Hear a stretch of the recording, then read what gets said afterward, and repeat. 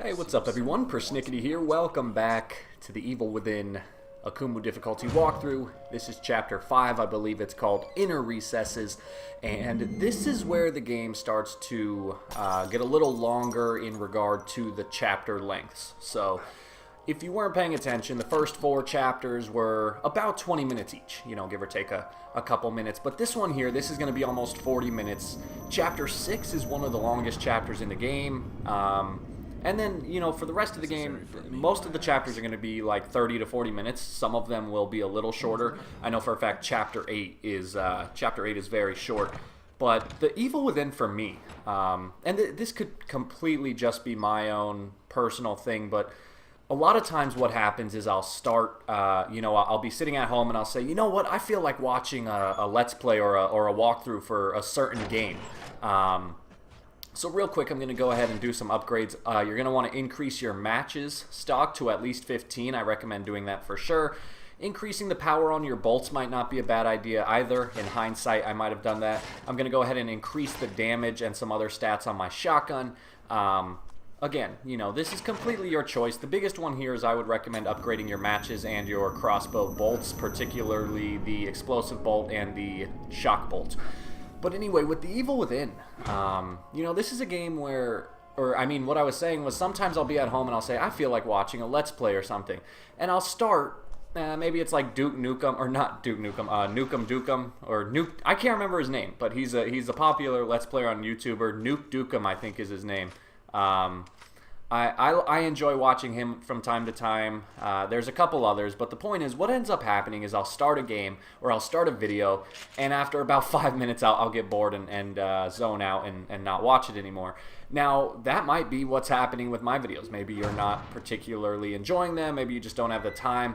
But for me, The Evil Within is a game that I don't mind if I'm playing it or watching it. It's just... It's like I said, after I beat the game on AKUMU mode, I really developed a new respect for this game and a new passion for this game, and I just love the hell out of it. There's no eloquent way to put it.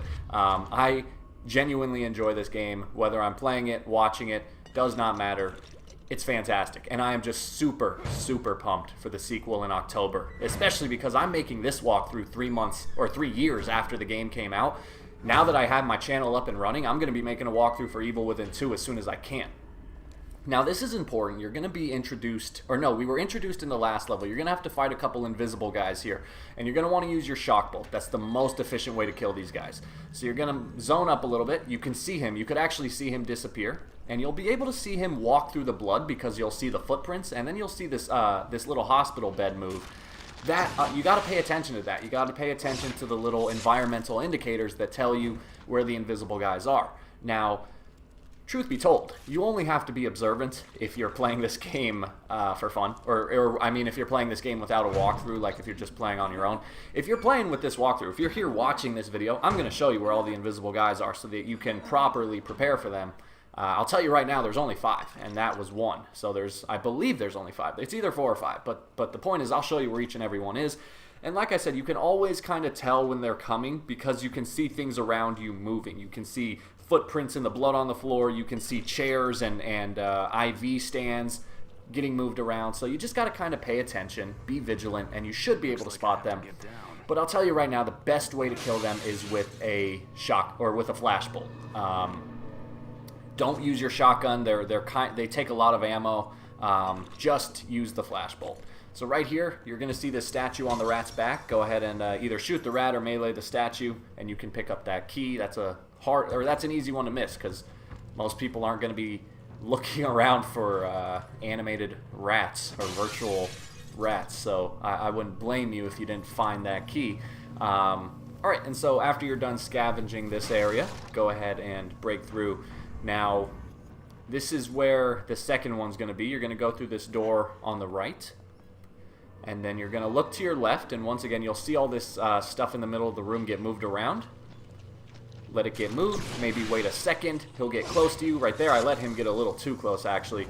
But just shoot the flash bolt at the ground, crouch down, and then do a stealth attack from the face.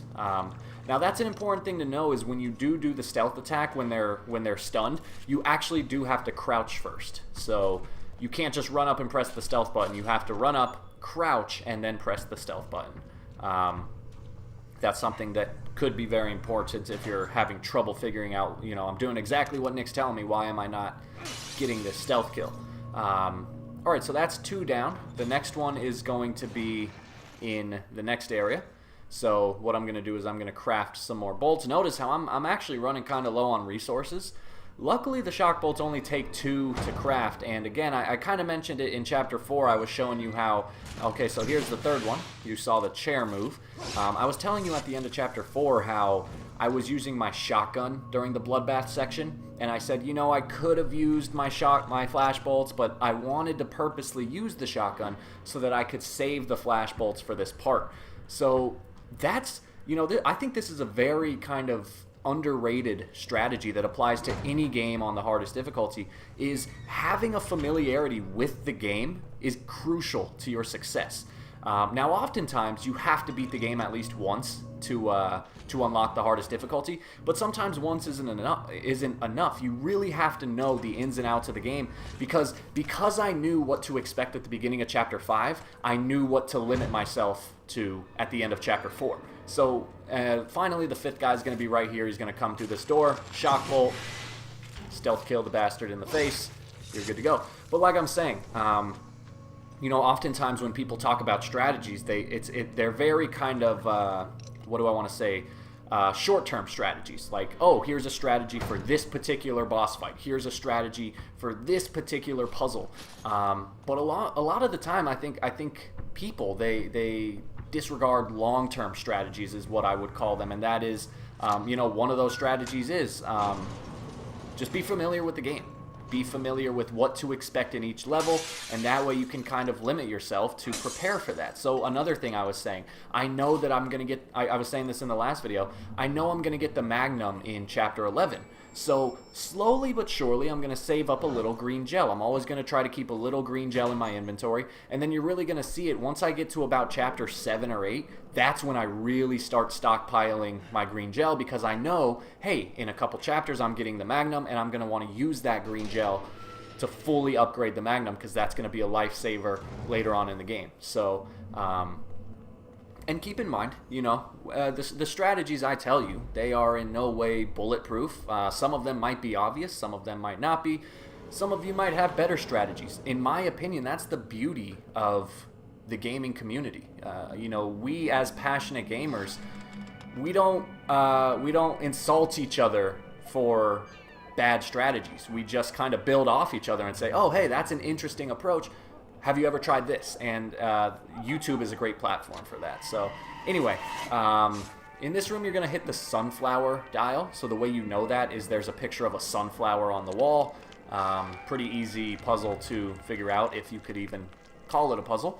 But you're going to have to go into three of these rooms. So here's the second one. And I got to say, one of the things in the Evil Within, so again, pay attention to the symbol on the wall. You'll see this symbol with 4 cogs in it, 1 central cog and 3 smaller ones. So just match the symbol on the bed here, and you should be fine. And then you're going to do the same thing in the third room. Pretty simple puzzle. But one of the things with the Evil Within is, when I first played this game in 2014, I did not understand what was going on at all. I felt like a little kid at a physics seminar. I didn't understand a word. I didn't understand anything. The story I thought was very convoluted. It was very complicated. And that again resulted in me kind of disliking the game the first time I played it. Now, as for AKUMU mode didn't change my view of the story. But what did happen is I played this game again before I recorded my AKUMU walkthrough, and then of course I played it again for the AKUMU walkthrough. And during these multiple playthroughs, I began more and more to understand the story. Now, of course, some of that comes with, just kind of mentally maturing over the last 3 years and being more susceptible to understanding things, I guess. But the story started to make sense. And also, in hindsight, like, once you understand the story, if you play the game again, you'll see all these little things that it's like, oh, I know how that's going to play out. Oh, that's really cool that they threw that in there. I didn't understand that at first, but now I do. So it actually, I know this sounds kind of stupid, but once you understand the story, it's actually a really cool and good story. In my opinion, I really enjoy it. I'm not gonna like dissect the story or anything right here, but I will say that, yeah.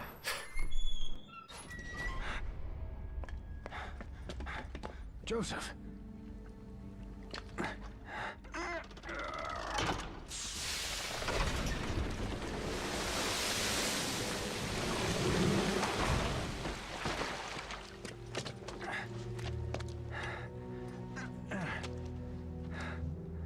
Thank God you're okay. I don't know what I am, but it's definitely not okay.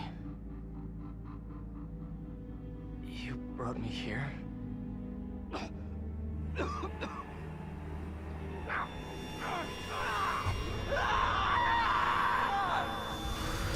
Jesus, what happened? My head feels like... Do you hear that? We need to get out of here. Can you move? Yeah, Joseph. Alright, well, I feel like an idiot for ending that last segment with, and yeah, but I forgot there was a cutscene to deal with. So after the cutscene, you're going to be reunited with Joseph, and you'll be introduced to this new mechanic. It is, healing your AI teammates. It's not something you're going to have to do a lot, to be honest. There aren't very many moments in the game where we have to actively protect our AI partners, but this is one of them. Now, in this room here, there's going to be a female haunted right here at the center of the room. You can try to stealth kill her. I'm never able to do it, so I just said screw it. You're going to get her attention. She's going to alert a horde of them. You're going to let her get close, burn this oil here, and this oil will burn for a pretty long time, and you'll see right here all of the haunted just run into the oil and burn themselves. But what I like to do just in case is I like to equip my shotgun and then duck into this back room here. I'll start searching through the lockers, and that's one of the benefits of the haunted is they cannot just instantly burst through a door. They'll actually bang on the door like 3 or 4 times before they're able to get in. And so that's why I kind of run into this room. I can search through the lockers, and if I hear someone banging on the door, I know, okay, I better turn around because someone's coming. Chances are the oil spill will burn all of them, but you know, sometimes an enemy will run through it. Sometimes an enemy will just show up a fraction of a second late, and the oil will be done burning. It's just a little bit inconsistent. That's why, again, I recommend ducking into that back room there. Alright, but yeah, we're getting close to... So like I was saying, there aren't very many sections in this game where you do have to protect your AI partner, but this level is one of them. It's very similar to Resident Evil 4. I always make similarities to Resident Evil 4, I feel like. But that's a game I know very well. But in Resident Evil 4, you know, you usually are playing as Leon, but then sometimes you'll have to actually actively protect Ashley. And if she drops low in health, you have to run over to her and give her a green herb. Essentially the same thing here, except the healing process is just a little quicker. If Joseph takes any damage, and again, you can see his health meter right below mine on the left side of the screen. If you see him take any damage, you just run over to him and hold down the A button, and you will heal him. It's very simple. Now, of course, it's not very simple if he's being bombarded by haunted. In that case, you'll have to kill the haunted and then heal him. And keep in mind, they could have made this game a lot harder in this regard. They could have made it so that if Joseph takes 1 hit of damage, you also die. Thankfully, that's not the case. Joseph can take as much damage as his meter will allow, and he will still be alive. So that's a huge plus. This looks pretty sophisticated. Why would they put a bomb like this? Do you think we can get past it? Stand back. Let me see if I can disarm it. Alright, so Joseph, who, as of yet, they have never mentioned that he is a bomb squad expert. He will professionally disarm this very, very complicated looking bomb. I felt like this was kind of unnecessary. Like, he's a rookie detective, I think. Or maybe he's not a rookie, but he's still not a bomb squad expert. Anyway, go ahead in here, and then there will be another cutscene. What is it with this sound? I thought it was something electronic.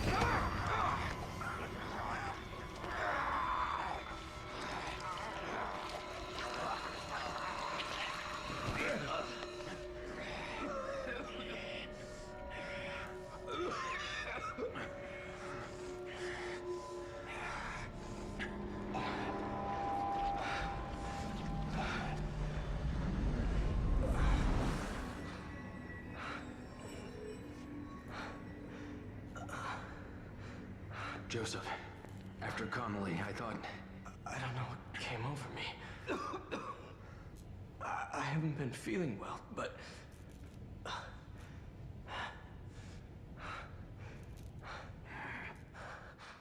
Look, let's just get out of here. There's something wrong with this place. Yeah. Alright, after the scene, our life is pretty easy until the big fight, which I guess you would call the Kidman fight. But so we just got to make our way there. There's going to be some stuff to pick up, and then there's going to be a save room right beforehand where you can do some last minute upgrades. One question I want to pose to you guys, and this is something I could look up online, and I might just do that, but I always like to encourage some sort of discussion in my videos. Do you know of any other Evil Within media that's been released? So obviously, this is a franchise that began with the game. It's not like, I don't know what I'm trying to say, but the point is, all I know is that the whole Evil Within franchise is just this one game, and then of course the sequel in October. Are there any like anime or manga books or comic books or novels? Is there anything else in the Evil Within universe that they've published? Because I feel like a long time ago I read that they made an Evil Within graphic novel, but I shop at my comic book store frequently, and I've never seen it. So I don't know if that was something that was maybe in the works that never got released, or maybe I just did not know it got released. So that might be something I'll look up online. But do you guys know of any other Evil Within media that's out there? Because like I said, after playing AKUMU mode, this game skyrocketed to the top 10 list of my all-time favorite games, and I just want to get my hands on as much content as I can. Alright, so now what I'm going to do is I'm going to upgrade the stock on some of my bullets in my matches, because there's going to be a lot of ammo lying around in the next fight. The shock bolt is a good thing to upgrade here. Maybe the shotgun if you haven't already.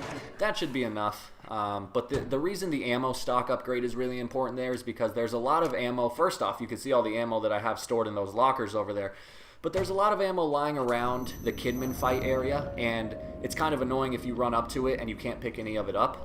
It just feels like a waste. So that's why I recommend upgrading the stock so that you can, in fact, pick those up. And then, of course, you'll see I upgraded the matches as well. Alright, so there's a cut in the video there because this is where you'll get the checkpoint. So I initiated the sequence, but then I died. So what I'm going to do now is just prep my crossbow, prep everything, make sure I have everything I need, and then I'm going to initiate the fight.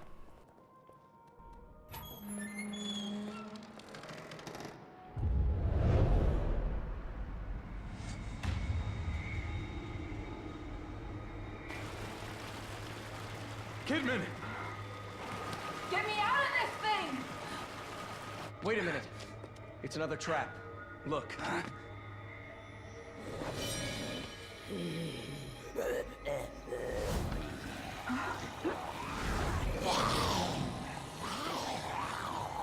It's much more elaborate.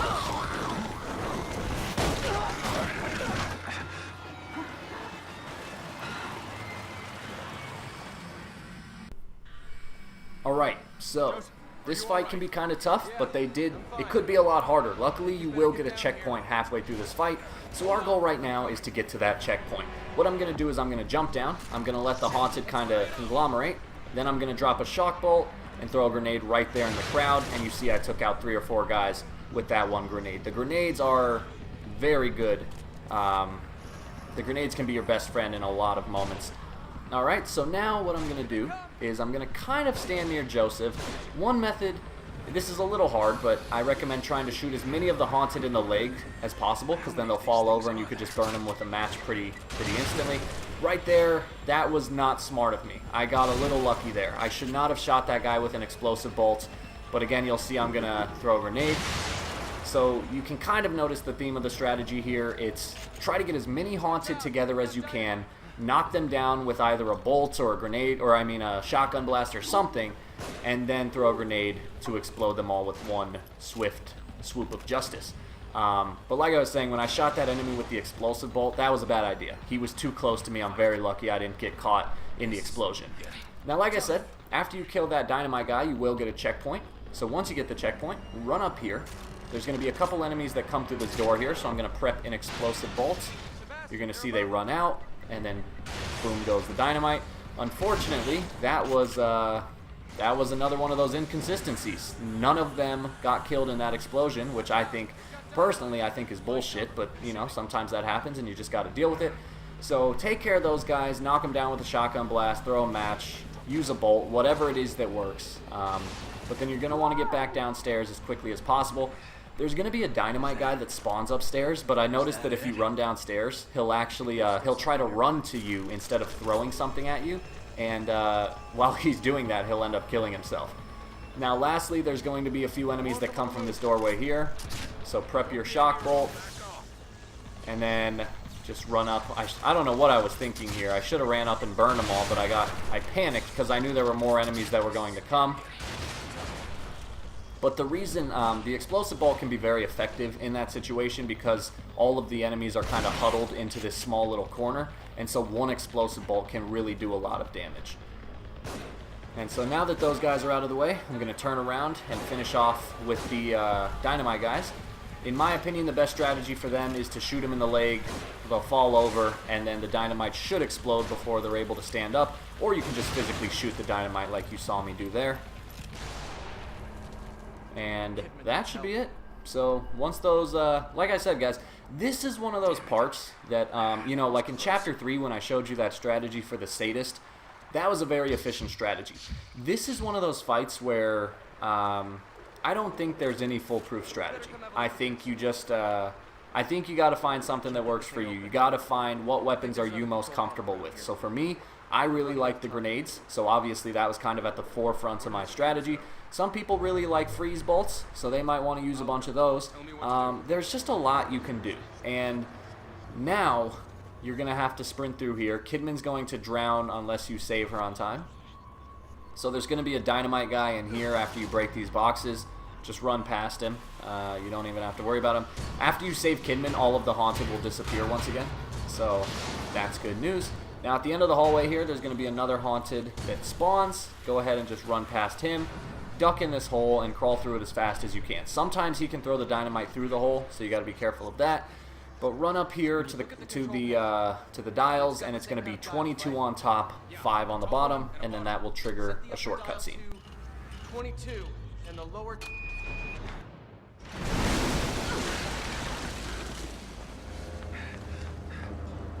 Are you all right?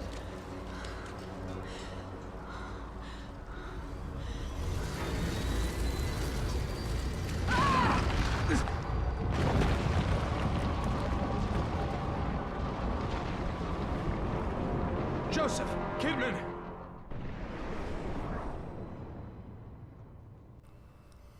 Alright, so now is an okay time. What you're going to want to do is you can scavenge this entire area. There's going to be a lot of resources, a lot of ammo and green gel. There's actually going to be a key right here, so if you bust open this door, you can find the statue, break it down, and get the key. So you're going to see the video sped up, most likely. I think I ended up doing that, because all I'm doing here is I'm just scavenging the area now that the fight's over. There's no threat, there's nothing to worry about. And so, given the fact that later on in this level, we're going to fight Laura for the first time, I think it's a fitting time to tell you guys about the nightmare that this game caused me. So a couple things to preface the story. First, I'm a huge horror fan. Horror movies, horror games, you name it. I have never had a nightmare resulting from watching a horror movie or playing a horror game, ever. The Evil Within is the first game to do that to me, and the reason for that is this. When I was a kid, I walked in on my sisters watching The Ring, not the Japanese version, but the American version of The Ring, and I saw the girl with the black hair, and that scared the living shit out of me. That kind of traumatized me as a child. I was so afraid of that girl that I couldn't even watch Scary Movie 3, which obviously is a comedy movie, but because that movie had a comedic version of her in it, I could not watch it. She just terrified me. I had to sleep with the lights on for a long time. I had to take the TV out of my room. I was just so afraid of her. And if you look at her, she follows the elements of a basic horror cliche. The pale woman with long black dirty hair, and you know, she kind of moves in this crawly, jerky fashion. It's something that you see in The Grudge. It's something that you see countless other times. And that is kind of where a lot of or I'm sure a lot of the inspiration went into creating Laura, because what is Laura? You know, she is the tall, lanky, long black-haired woman who obviously crawls because she has multiple arms, and she moves in kind of that same jerky fashion. So everything that is Laura is what traumatized me as a kid. So when I started playing this game, the fights against Laura, you know, they were already hard enough. You can't really kill her until Chapter 10. So those fights were already challenging. They were incredibly stressful because she moves very quickly. She has an ability to, like, slightly teleport. So put all of that stress from the fight on top of the fact that her character design is what traumatized me as a kid, and you're just, you know, you're setting yourself up for disaster. And so basically what ended up happening is, while I was playing this game back in 2014, I had a dream. And in this dream, now keep in mind, the reason I'm telling you this now is because this gameplay is pretty easy. You're going to burn these bodies that drop down, and then there's going to be a couple enemies in the next room. Use anything you want to kill them. Use a flash bolt, use a shock bolt, use your shotgun. Dealer's choice here. It's just a couple enemies to deal with. There's no bulletproof strategy you're going to want to stick with, preferably whatever conserves the most ammo. So anyway, guys, here is my nightmare. I'm in my living room, and I'm sitting on the couch with my entire family. My mom, my two sisters, and I think my grandpa was there. And like we do every Sunday night, we all watch The Walking Dead together. And so we're sitting there on Sunday watching The Walking Dead. And then, you know, it cuts to commercial. Everyone's having a good time. We're laughing and joking. It's like the perfect family moment, which, trust me, never actually happens in my family, but that was what was happening in this dream. All of a sudden, I turned my attention back to the TV, and I noticed things just went quiet. The TV was no longer making any noise. My family members weren't laughing. I was sitting in the middle of the couch, so my family members were equally distributed on each side of me. And all of a sudden, the audio just goes away. I hear nothing. So I look back, I look to my left, I look to my right to see my family, and they are just staring at the television screen blank-faced. They are like in a trance almost. And so then I look back at the TV, and the show went away. It's cut to static.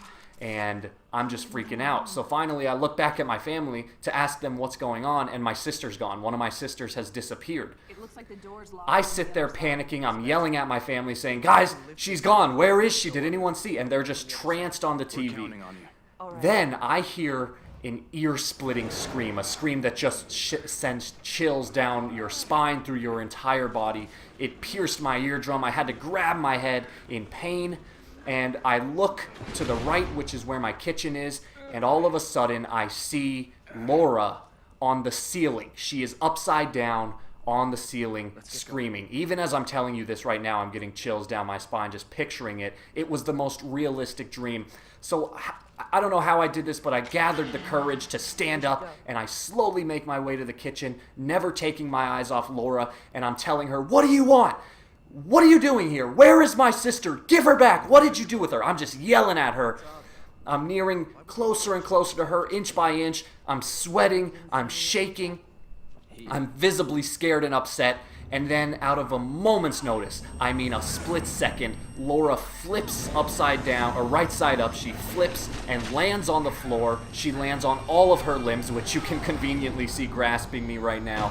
And then, in the blink of an eye, she does the jerky crawl towards me. She crawls towards me at an incredibly fast pace. She gets right up in my face. I mean, her hair is right in front of me. Her face is clear as day, right in front of mine. And in one of those body-chilling demonic voices that you hear in every horror movie, she looks at me right in the eyes, right up close, and she says, "I'm going to kill you." And when she said that, the second she said that, I woke up, and I woke up in a pool of sweat. I think I might have actually let out a small scream or a gasp or something, and I could not fall back asleep. I was devastated after that dream. And keep in mind, obviously, me telling you the dream might not be as scary as living the dream, but it was one of those dreams where you just didn't know you were dreaming, which I think is most dreams. It was just so realistic, and given the fact already that type of horror element already traumatized me as a kid, the tall girl with the long black hair, it was just... And to hear her voice, I can still hear it sometimes when I really try to think about it. Just that "I'm going to kill you," like really demonic voice. It really scared me, and I was not able to play this game for a while longer. And like I said at the beginning of this walkthrough, that was part of the reason why I did not play this game again for 3 years until 3 years later, was because I was afraid that if I revisited this game, I was going to get that nightmare again. And so far, I'm happy to say that is not the case. So right here, there's going to be 2 enemies. You can try to lure them close to you and burn them. You might end up just having to shoot them and then burn them while they fall down. But guys, that's kind of one of the reasons that I was so proud of myself for beating AKUMU mode. And I know this is going to sound crazy, but I not only felt like I beat the game, I felt like I beat my fear. I truly felt like I conquered my fear. And I was able to revisit this game. I was able to kill Laura, and I was essentially able to kill the fear of having that nightmare again. And to have a game, to have a video game, not only invoke that much emotion in you, but to really feel like playing that game changed your life, that's powerful. That is very strong, and that's what happened when I beat this game on AKUMU mode. And I don't know, hopefully that speaks to how great this game is, that it can influence someone's life in such a dramatic way. Alright, so I'm going to stun this guy, go in for the stealth kill. And now we're getting ready to fight Laura. So, again, I apologize if you didn't want to hear that whole story, if you wanted to hear strategy. But like I said, there's not a whole lot going on here. There's a couple haunted littered throughout the map. You just take them out however you feel most comfortable. If you want to use the bolts, use the bolts. Use the shotgun, use the shotgun. One thing I will say is try to conserve matches. Or if you have, highly upgraded match stock, you should be okay. But you're going to use a lot of matches against Laura. So whatever strategy helps you conserve matches, that's probably the best approach in this case. Because against her, you're not really going to use your shotgun. You might use a couple bolts here or there. You might use a freeze bolt or a shock bolt. Those can be handy. But matches are probably the most important thing. Alright, and so now that I have looked around and got all the green gel and whatnot, notice again I didn't disarm the bomb in the treasure chest because I'm just not good at doing that. If you're good at doing that, by all means do it. You'll get yourself some goodies and some free parts. But now you're going to approach this room here, and this is where Laura is going to spawn. So I'm going to run behind her. I'm going to just leave those items there for now. I just want to trigger her spawn. Then I'm going to run to this location. I'm going to aim at the oil. And as soon as she walks on top of this oil, I'm going to shoot it. That will burn her and get her to run away. And then we won't have to worry about her until the fight. Now, you could alternatively drop a match on the oil. But as you're going to see, Laura moves at a very hard to predict pace, and so it'll look like she's far away from you, and then all of a sudden she'll teleport on you. So if you're standing there on the oil getting ready to drop a match, your timing has to be pretty good. Otherwise it's going to be pretty hard. Now right here there's a key, but it's going to be on this crow. So as soon as you open the locker, press the melee button. If you happen to miss, you can just shoot the crow out of the sky. The crow will stay in this room, so you don't have to worry about forever losing the key. But here we go, guys. This is the Laura fight.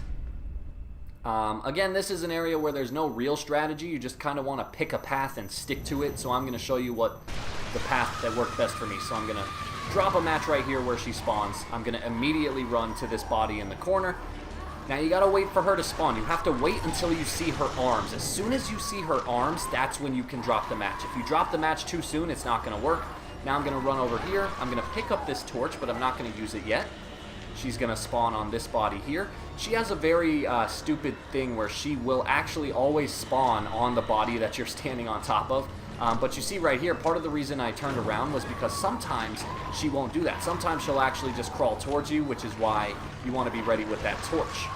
But now you see she's just going to spawn exactly where I just hit her. So I'm going to drop another match. And now I'm going to run down here. I'm going to get her to spawn inside of the furnace. So then drop a match, she'll burn, and then while she's burning, I'm going to drop her into the furnace to cause a bunch of extra damage. Now, unfortunately, once you use the furnace, you can only use it once. So if you happen to miss, good luck. You might have to redo this area. I think it took me about 8 to 10 tries to get this right. But now I'm going to run over to this corner, pick up the torch, and I'm going to wait for her to approach me. Now, one strategy I found effective is try to lure her into an area where there's a corner. So you see right here, I'm standing next to this corner of the wall, because if you're standing on the corner, when she approaches you, if she swings at you, the corner should block you, and that will allow you a good amount of time to swing the torch at her or drop a match on her or something like that. And now finally, I'm gonna spawn her in this furnace here, drop another match on her, quickly get outside. I almost ran out of time here. So you see, once again, she's gonna spawn on this last body. I'm gonna do exactly what I told you. I'm gonna drop the match. Now I'm gonna run up here and lure her into the furnace, and that's when I'm gonna deliver the killing blow. And so you see right there, she actually kind of walked into it, because she will always take the shortest route to you, and because in that circumstance, the shortest route to me was through the furnace, that's why she went that way. So again, guys, this is a really kind of fast-paced fight, and there's no guarantee it's gonna work. It's something you got to work towards. You got to kind of practice. I can tell you the biggest strategy is the corner. So if you're carrying a torch, do not stand on a linear path, because when she approaches you, it'll be hard to judge when you need to swing that torch. Instead, stand on the other side of a corner, and then when she approaches you, she might swing at you, but because the wall is there, she'll miss, and then you can just real quick pop out, swing the torch, and get the job done.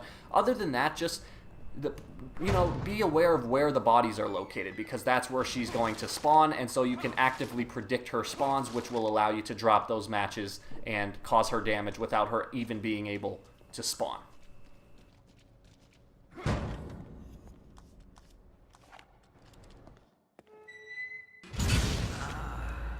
Go home. Go home. Subject's case history cites developmental delays.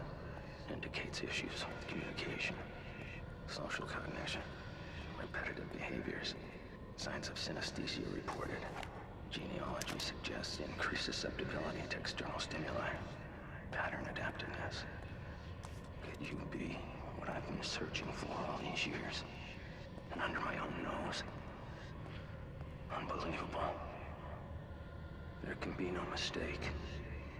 This one is compatible.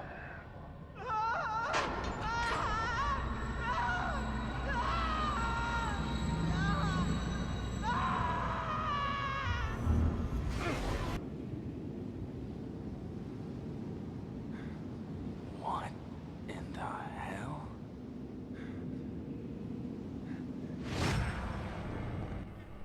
Alright, and to end this level, you're going to get these three guys right here. Easiest way to take them out is to use a shock bolt. You're just going to let all three of them get out of their tubs. You're going to back yourself along where the center haunted is.